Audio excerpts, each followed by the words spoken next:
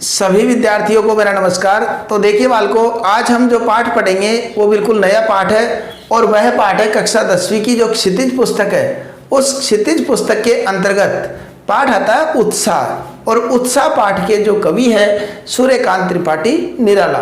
तो देखिए बालकों, हमेशा की तरह हम पाठ पढ़े उसके पूर्व इसके जो कवि है सूर्यकांत त्रिपाठी, उनके जीवन का भी हम संक्षिप्त परिचय जान लेते हैं। तो सूर्यकांत त्रिपाठी जिनका उपनाम निराला है, और निराला जी की एक देखो इनका जीवन जो है बड़े संघर्षों में बीता। छोटी सी अवस्था में ही इनकी माँ का निधन हो गया था, और माँ के निधन के पश्चात इन्होंने जो है उनको 9वीं कक्षा के बाद ही अपनी पढ़ाई छोड़नी पड़ी। फिर भी इन्होंने हिम्मत नहीं आ रही, लेकिन दुर्भाग्यवश इनके जितने भी परिजन थे वो धीरे धीरे स्वर्ग को सिधार गए, और स्वर्ग को सिधारने के पश्चात इनकी पुत्री बच्ची सरोज, वह सरोज भी जो है विवाह के 1 वर्ष उपरांत वह भी स्वर्ग सिधार गई। अर्थात कुल मिला के ये है कि इनका जीवन बड़ा संघर्ष में बीता, और संघर्ष में बीतने के साथ साथ इन्होंने हिम्मत नहीं आ रही। ऐसे कवि का जन्म सन 1899 ईस्वी में हुआ। इन्होंने अपने जीवन में अनेक रचनाएं लिखी। उन रचनाओं में जो प्रमुख रचनाएं आपके समक्ष है कि जैसे अनामिका, परिमल, गीतिका और कुकुरमुत्ता, नए पत्ते, इस प्रकार की कई रचनाएं हमको याद रखने की आवश्यकता है, क्योंकि परीक्षाओं में इन रचनाओं के बारे में भी पूछ लिया जाता है। ठीक है, तो ये तो रही बात कवि के संक्षिप्त परिचय की। और इसके साथ साथ इनकी कविताओं में विशेष रूप से क्या देखने मिलता है कि शोषक और शोषित वर्ग के प्रति जो संघर्ष की भावना है वो यहाँ पर निश्चित रूप से इनकी कविताओं में झलकता है कि शोषक किस प्रकार एक गरीब और असहाय व्यक्ति को किस प्रकार प्रताड़ित करता रहता है, उनका शोषण करता रहता है। उन सब बातें इनकी कविताओं में विशेष रूप से झलकती है। तो अब हम पाठ प्रारंभ करते हैं। पाठ प्रारंभ करें उसके पूर्व यदि अभी तक आपने कोई नहीं चैनल को सब्सक्राइब नहीं किया हो तो वो सब्सक्राइब कर ले, ताकि आने वाले वीडियोस को समय पर प्राप्त हो सके। तो पाठ का नाम है जैसा कि उत्साह है, और उत्साह का मतलब कविता पढ़ने के अंदर के साथ साथ ही हमारे अंदर उत्साह का भाव जागृत हो जाए।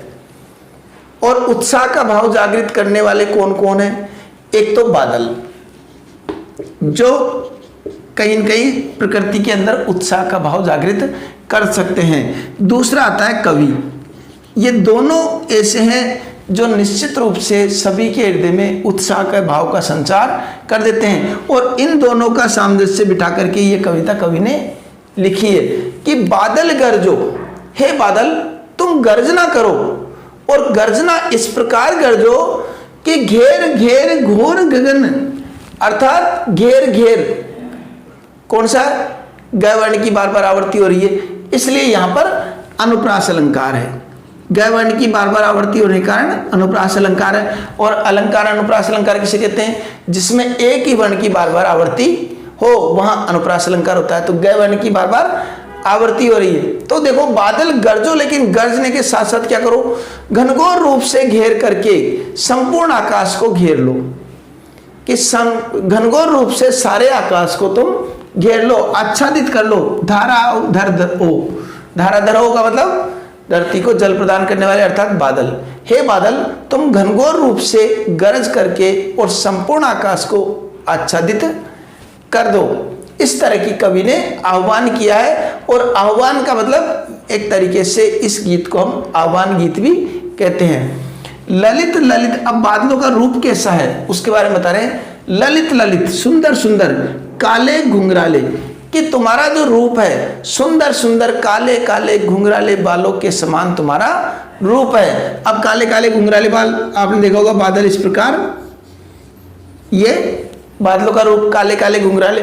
बाल कल्पना के से पाले, कि बालक की कल्पना में जिस प्रकार के घुंघराले बाल आते हैं, बाल कल्पना अर्थात बालक की कल्पना में के से पाले के समान पले हुए, अर्थात बालक की जिस प्रकार की कल्पना रहती है कि मेरे इस प्रकार के घुंघराले बाल हो और बहुत सुंदर वो लगे, इस तरह की जो कल्पना करता है बालक, उसी तरह का रूप तुम्हारा है। तो यहाँ पर बालक की कल्पना के समान, तो उन सुंदर सुंदर बादलों को किसका रूप दिया है? बालक की कल्पना। तो बालक की कल्पना के समान बताने के कारण यहाँ पर कौन सा अलंकार हो गया? उपमा अलंकार। अब ये उपमा अलंकार क्या होता है? जब उपमेय व उपमान में समानता प्रकट हो वहां उपमा अलंकार होता है। तो यहाँ पर बालक की कल्पना से तुलना किससे की गई है? बादलों से। तो जब किससे तुलना की जाए तो वहां पर उपमा अलंकार होता है। और अलंकारों की ज्यादा जानकारी के लिए आप अलंकार वाले भाग देखिए, निश्चित रूप से उनकी जानकारी भी आपको होनी चाहिए। विद्युत छवि उर में भर दे। अब क्या हुआ कि हे बादल, तुम विद्युत के समान सबके अंदर छवि, चमक, सुंदरता उसके हृदय में भर दो। विद्युत के समान तेज और चमक सभी के हृदय में भर दो। कवि नवजीवन वाले। अब यहां से सीधे कवि को जोड़ दिया कि हे कवि, तुम भी अपनी रचनाओं में इस प्रकार की भाषा का प्रयोग करो कि सभी के अंदर नई चेतना, नई जीवन का संचार हो सके। इस प्रकार बादलों की भांति तुम भी अपनी रचनाओं में ऐसी शब्दावली का प्रयोग करो, ऐसी भाषा का प्रयोग करो कि लोगों के अंदर नई चेतना आ जाए, नया उत्साह का संचार हो जाए। अब बादलों क्या कहते हैं? वज्र छिपा, लेकिन साथ में क्या कहते हैं? लेकिन बरसो गरजो सब कुछ करो, लेकिन अपने वज्र रूप को छिपा करके। ऐसा भी नहीं हो कि इतने प्रकार गरजे भयंकर रूप से और इस प्रकार गर्जना करते हुए फैले कि सारा सृष्टि नष्ट हो जाए। इस प्रकार का वज्र रूप भी आपको नहीं दिखाना है। उस वज्र रूप को छिपा करके जितना आप गरजो, ताकि एक नए जीवन की प्रेरणा लेने वाले नए अंकुर इस धरती से प्रपुष्टित हो, इस प्रकार गरजो, नूतन कविता फिर भर दो और हमारे अंदर एक नई प्रेरणा का संचार कर दो, एक नवी कविता का संचार कर दो। और इस प्रकार हे बादल तुम गरजो। तो यहाँ पर आपको पता लगा कि किस प्रकार बादलों के माध्यम से कवि ने उत्साह का संदेश दिया है। अब बादल कब आते हैं? बादल आते हैं जब गर्मी की ऋतु रहती है। उस गर्मी की ऋतु में क्या होता है? सब लोग बहुत पीड़ित होते हैं, गर्मी से इतने परेशान होते हैं कि किसी की बाहर निकलने की हिम्मत नहीं होती। किससे कहते हैं बाहर जाए आओ, तो वो कहता है कि नहीं, इतनी बड़ी धूप में, इतनी सारी धूप में मैं कैसे निकलूंगा बाहर, और घर में छिप करके बैठे रहते हैं। किसी की हिम्मत ही नहीं होती बाहर जाने की। कोई काम भी बता दे तो भी वो नहीं जाता है। और हमको भी कई बार देखा होगा मई जून के आसपास कि मई में कोई कहते हैं हमसे परिवारजन भी कि बेटा वहां से वो चीज ले आओ, तो तुम क्या कहोगे? इतनी धूप में जाऊंगा मैं? और आधा उत्साह तो तुम्हारा वही नष्ट हो गया, घर में ही बैठ गए। और घर वाले भी सोचते हैं जो अत्यावश्यक कार्य हो जब भी वो बाहर निकलते हैं, क्योंकि उनको भी धूप का डर रहता है। कहीं न कहीं वो हताश निराश हो जाते हैं कि कैसे जीवन चलेगा। तो उसी बात को प्रकट किया, विकल विकल उन्मन थे उन्मन, कि जब सारा संसार विकल विकल अर्थात अत्यधिक व्याकुल था। दो बार प्रयोग किया है, पुनरुक्ति प्रकाश अलंकार है इसमें, पुनरुक्ति प्रकाश। पुनः उक्ति अगर उसी उक्ति पर बल दिया जाए तो वहां पुनरुक्ति प्रकाश अलंकार होता है कि सारे संसार के लोग जब अत्यधिक व्याकुल थे, उन्मन थे उन्मन। उन्मन थे उन्मन का मतलब अनमने थे कि क्या करे क्या न करे, बाहर जाए या नहीं जाए, जाएंगे तो धूप लगेगी और नहीं जाएंगे तो काम बिगड़ेगा। ऐसी स्थिति उनकी हो रही थी, अनमने से हो रहे थे। विश्व के निदा के सकल जन, विश्व का मतलब विश्व के, निदा का मतलब गर्मी के कारण, कि गर्मी के कारण विश्व के सकल जन समस्त लोग, पहले तो हम आएंगे निदा गर्मी के कारण विश्व के और सकल जन समस्त लोग, कि इसी पंक्ति का अर्थ हम पहले लेंगे कि जब विश्व के सभी लोग गर्मी के कारण अत्यधिक व्याकुल और अनमने हो रहे थे, उसी समय आए अज्ञात दिशा से अनंत के घन। उसी समय अनंत अर्थात बादल, आकाश, और ये आकाश के बादल, अनंत से तात्पर्य क्या हो गया? आकाश। और ये आकाश के बादल जो है अज्ञात दिशा से आते हुए नजर आए। और इस प्रकार हे बादल तुम तप्त धरा, इस तपती हुई धरती को फिर से जल से शीतल कर दो, फिर जल से शीतल कर दो। और इस तपती हुई जल धरती को तुम अपने जल से वापस शांत कर दो और शीतल कर दो। बादल गरजो, और इस प्रकार हे बादल गरजो। कवि क्या कहना चाहते हैं? सभी के अंदर इस कविता के माध्यम से उत्साह का संचार तो करना चाहते ही हैं, उसके साथ साथ एक नई एक कवि की भूमिका क्या होनी चाहिए उसको बीच में प्रकट किया गया है कि एक श्रेष्ठ कवि वही होता है जो अपनी रचनाओं के माध्यम से सभी के अंदर उत्साह का संचार कर सके और सही प्रेरणा दे सके, और जब भी जाकर उस कवि का जो कविता है सही सफल सिद्ध होती है जब इस प्रकार का वो कार्य करे, लेकिन उसे भी अपने वज्र रूप को छिपा करके और सामान्य सहज और सरल शब्दों में लोगों के अंदर नई प्रेरणा और नई चेतना का संचार करे, ऐसा कवि का उद्देश्य होना चाहिए। तो ये इसकी व्याख्या हम इस प्रकार करेंगे। अब परीक्षा में आ जाए सप्रसंग व्याख्या करिए, तो उसको किस प्रकार लिखना है वह भी आप देख लीजिए।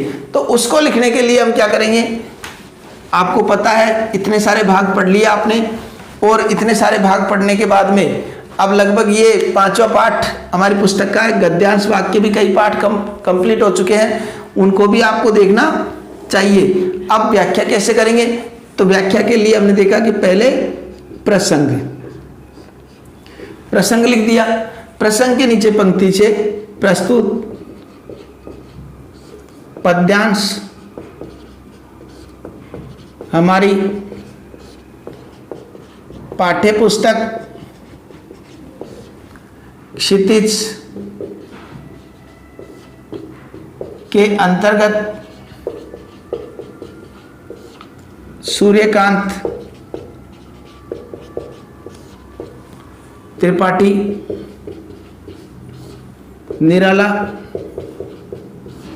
द्वारा रचित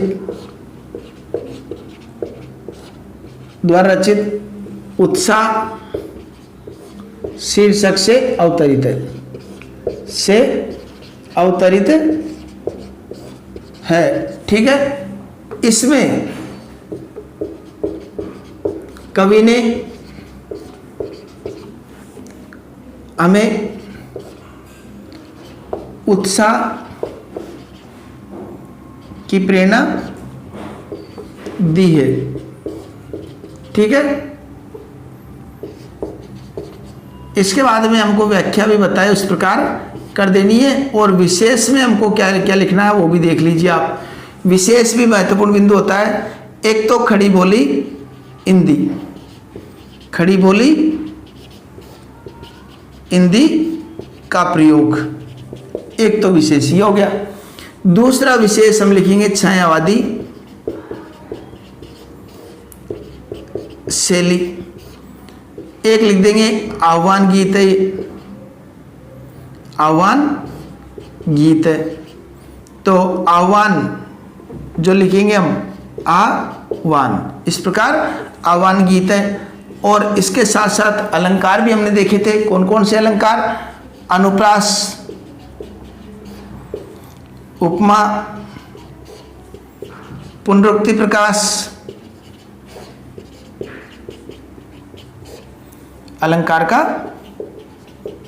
का प्रयोग, ये भी इसमें लिख सकते हैं। तो इस प्रकार हमको छंद मुक्त रचना है ये, जिसको हम मुक्तक छंद भी लिख सकते हैं, मुक्तक छंद रचना। ठीक है, ये भी हम लिख सकते हैं। तो ये जो कविता है हमारी उत्साह, ये हमारी पूर्ण होती है। और इसके साथ साथ इस पाठ में एक कविता और रही है, वह अट नहीं रही है। तो उस कविता को हम अगले भाग में पढ़ेंगे। तो मिलते हैं अगले भाग में, तब तक के लिए धन्यवाद।